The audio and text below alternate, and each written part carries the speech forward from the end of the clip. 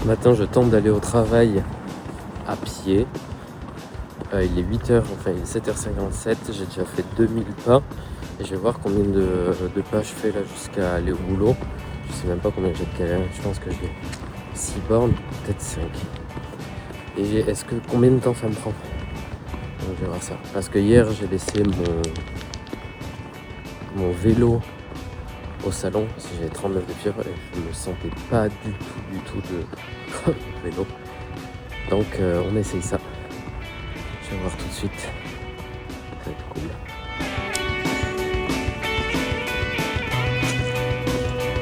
J'essaye de marcher relativement vite parce que j'ai regardé sur map, il y a 4 km et ils disent que je mets 1 heure. Donc 1 heure ça me ferait arriver à 9h, j'aime bien arriver un peu avant mes salariés.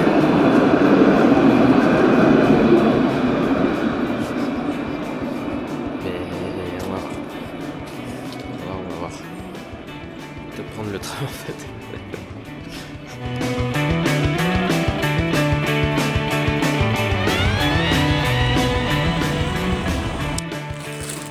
Je viens d'arriver, j'ai mis 50 minutes contre 1 heure avancée et je pensais faire 6000 pas, j'en ai fait 5000, donc j'ai dû prendre un petit raccourci. C'est pas trop mal, mais bon, ça me prend du temps, ça me met, c'est pas, n'empêche l'idéal de le faire à ce moment-là, parce que le matin, il faudrait que je parte plus tôt, etc. Là, j'arrive pile poil comme tout le monde arrive, bon, aujourd'hui il n'y a personne, mais d'habitude, j'arrive à tout pile poil. Puis le matin, c'est le moment aussi où je peux tourner une vidéo parce qu'il n'y a personne au salon. Donc il va falloir que je sais pas que je vois comment je m'organise.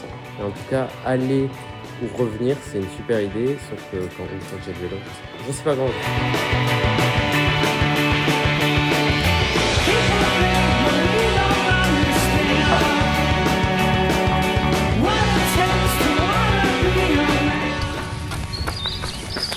Je pars pour 20 minutes de course, là, 20 minutes de footing. Je sais pas si c'est la dernière, si c'est le dernier run ou l'avant-dernier run avant le semi-marathon.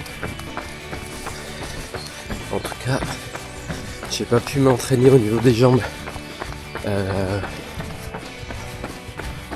mardi. Là on est jeudi, je devais aller m'entraîner avec des bonnes jambes. Et j'ai de nouveau mal au niveau des lombaires. Donc ça casse les couilles. Mardi dernier j'avais 39 de fièvre donc je suis pas allé m'entraîner. Et ce matin mal de lombaire plus le fait que j'étais en post-maladie. Je me suis dit je vais pas aller faire des squats. Je vais pas aller choquer trop mes trucs, mes jambes etc. Je risque de me blesser. Donc au lieu d'aller courir ce soir, je cours ce matin. Et par contre j'ai les jambes si ondes. J'ai l'impression de pas pouvoir courir plus vite que ça quoi. C'est affreux. Ça casse les couilles.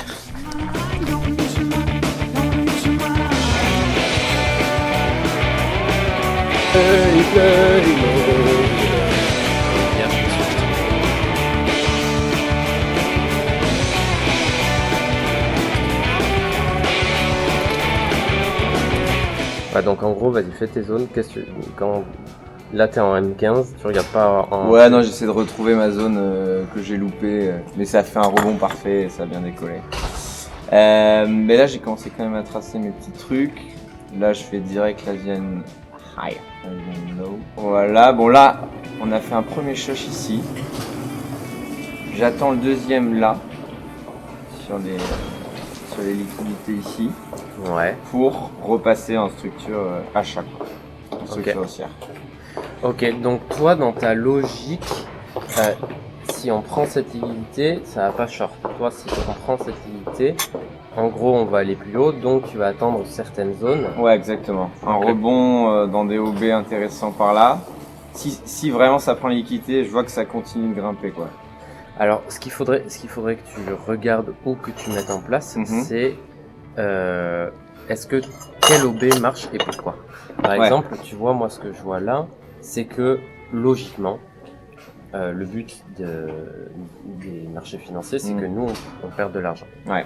Donc, ce que je vois, c'est que ici, une fois qu'on aura pété ici, il y a énormément de gens qui vont se placer là. Ouais, sur un rebond. Ouais. Ok. Il y a énormément de gens qui vont se placer ici. Ce que je me dis, c'est est-ce que ce serait pas intéressant, une fois qu'on passe là, il y a aussi énormément de gens qui traitent les liquidités et qui vont se placer. Plein de mecs qui vont faire ça, qui vont attendre un retest et acheter. Il y a plein de mecs qui vont faire ça, qui vont attendre un shosh pour vendre ici. Ouais. Et en fait, l'idée du trading, enfin moi ce que j'ai envie de mettre en place là en ce moment, c'est où est-ce qu'elle est la liquidité. Donc ici on sait qu'ils vont manipuler pour prendre cette liquidité là. Alors oui, il y a des chances que ça marche parce que si à chaque fois ça marchait pas, ben les mecs ils arrêteraient de trader. Donc ils arrêteraient d'être la liquidité. Lui pareil, ça va sans doute faire un rebond, ça va réagir et ensuite partir. Tu vas dire putain j'ai répété le mouvement, tu te dis bon ben je vais rentrer là, boum ça va percer. Ici j'ai pas vendu parce que j'attendais à ce qu'on vienne prendre ça. Parce que je me disais c'est ouf que si le mouvement suit vraiment l'order flow. Donc je sais qu'il y a beaucoup de personnes qui vont se placer ici, donc je vais pas vendre là, je vais attendre. C'est des hauts bas parfaits quoi. Ouais. C'est un peu trop clean pour prendre le mouvement. Mais ce qu'on a pu voir c'est que ici on a pris le limit fund, c'est-à-dire il y a plein de traders qui sont positionnés ici et pas ici, tu vois. Donc on est venu chercher leur liquidité à eux pour ensuite faire le mouvement. Ici, pareil, tu vois, ça réagit, tout le monde se place, tout le monde ici se place, boum, on vient les SL.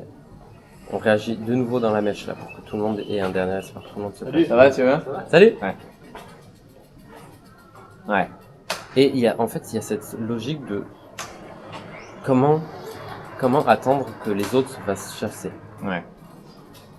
Et là, par exemple, tu vois, ce qui aurait été cool, c'est que ici, on a un boss haussier. Moi, ce que j'attends, c'est qu'on ait un autre. Tu vois. Donc là, ça veut dire. Déjà, pardon, la différence entre boss et shosh. Moi, j'ai pas trop, je connais pas la différence. Ok. Donc, peu importe. C'est pareil, c'est ça. Hein. Chaque fois, j'imagine que c'est un peu pareil. Ici, on indique qu'on veut de nouveau aller vers la hausse. Ça veut dire que ça devient une zone d'intérêt. Ok. Ici, on indique, tout le monde commence à se placer, on vient percer ici.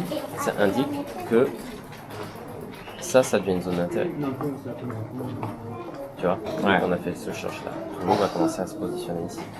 Donc moi, ce que j'attendais là, c'est et c'est là où j'ai pas été bon, c'est que ici, je voulais qu'il y ait une reconnexion H4 là pour pouvoir acheter. Ça, elle a pas fait. J'ai pas pu rentrer hier, tu vois. Mais ce que je veux, c'est comprendre où les gens veulent se placer, suivant la SMC, suivant tu vois, aussi, on aurait pu se dire, là, j'ai pas voulu rentrer, j'aurais pu rentrer plein de fois, hein, mais je voyais une trendline, donc je m'attendais à ce que le prix de nouveau vienne chercher, vienne chasser les stop loss et monter, tu vois. Toi, le travail que tu vas devoir faire là, c'est te mettre sur l'or et te dire, ok, bon, quel OB est bon? Est-ce que un OB qui prend de la liquidité, c'est pas mieux? Par exemple, cet OB là, il prend cette liquidité. T'as des notions de liquidité? Oui. C'est souvent les hauts et les bas des structures parce que c'est sur les OB qu'on se place. Ouais, carrément. En gros, la notion de liquidité, c'est comment les autres traders se placent et comment ils sont liquidés sur le marché. En gros, oui. Ici, là, t'as tous les SL en short. Exactement. En haut. Et là, là, typiquement là, ça SL tous les mecs qui étaient en short. Et là, peut-être qu'on... Et moi, il y a un moment où j'avais une stratégie, elle était méga simple, c'est qu'à chaque fois qu'on prenait une liquidité comme ça, j'attendais qu'on prenne la liquidité sur DXY, donc le dollar, du dollar, GBP et euro. Et en 1 heure ou en M15, j'attendais que le prix rejette, c'est que ça fasse une mèche comme ça. Si tout le monde rejetait avec un bon niveau de rejet, ben j'entrais. J'attendais pas de choses, j'attendais pas de juste rejection, ça clôturait. Juste à choper les liquidités, t'attendais le... Et c'est comme ça que j'ai été financé à 250 000 balles. Donc tu vois, en fait, il y a tout qui marche. Il faut juste que tu captes ton edge, tu vois. Genre, c'est quoi ta stratégie, c'est quoi toi qui te plaît. Est-ce que tu veux rester sur l'or? Est-ce que tu veux bouger sur l'euro? L'or, en vrai, moi j'ai envie de le trader parce que ça a l'air trop stylé. Mais je sais que je connais très fortement Là, l'euro. depuis le temps que tu trades. Donc, je vais rester sur l'euro. Ouais. Mais j'essaierais bien, ouais, carrément. Tu sais, quand il y a eu le gros crash BTC, Ouais, c'était il y a combien de temps? c'était il y a 2 ou 3 semaines. Oui, voilà, ouais, celui-là. À un moment, la bougie, elle a dump, mais vraiment Mm. très Mm. fort. Ils ont bloqué tous les Ah ordres, ouais, etc. j'ai Tu te voulu rappelles prendre le short, je pouvais même pas cliquer sur Voilà. Et heureusement derrière parce que... Exactement. Et à ce moment-là, en fait, la bougie est devenue complètement insane Mm. parce qu'il n'y avait plus d'ordre d'achat. C'est-à-dire qu'il n'y avait plus d'acheteurs qui avaient Oui. paramétré leur ordre, qui retenaient le prix. Donc, il n'y avait plus rien qui retenait. C'est pour ça Ouais. que ça a tombé. Tu vois, mais ce qu'on peut voir aussi, c'est que là, il y a une trend line. Ici, il y en a une, elle a été prise là. Ouais, Là, on est en train d'en faire une autre. ok. Oui. On dit toujours que c'est 3 rebonds, 1, 2, 3. Est-ce que ça va fonctionner ou pas? On sait pas, tu vois. Ouais, ok. Je suis désolé parce que ça doit méga t'embrouiller. Mais, Non, non, en vrai, non, pas du tout. Mais ce que je veux que tu comprennes, c'est que en fait, il y a vraiment tout qui fonctionne. C'est juste comment toi tu te sens bien. Mm. Comment est-ce que toi tu te sens bien et comment tu peux soit avoir le meilleur win rate